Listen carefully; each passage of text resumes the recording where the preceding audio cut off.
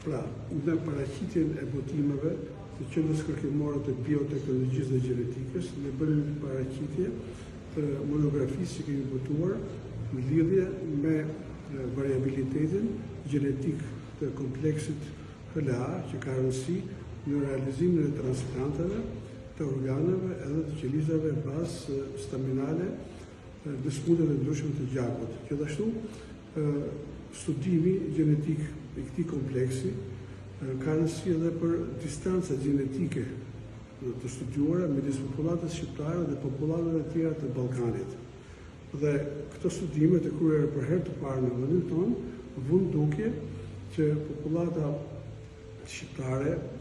në territorin e Shqipërisë dhe në ato të Kosovës nuk kanë ndryshime gjenetike, që nuk ishte faktuar për herë të parë në mënyrë gjenetike në vendin tonë. Njëkohësisht, ne treguam edhe distancat gjenetike midis popullatës shqiptare,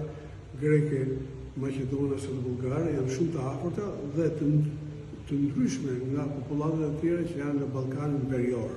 Pra, këto ndryshime gjenetike vënë duke në mënyrë paraprake, pra distancat gjenetike midis popullatës shqiptare dhe vendeve të tjera të Ballkanit, por edhe të Europës. Gjithashtu në këtë paraqitje, profesoresh Valbona Sota paraqiti studimin e saj të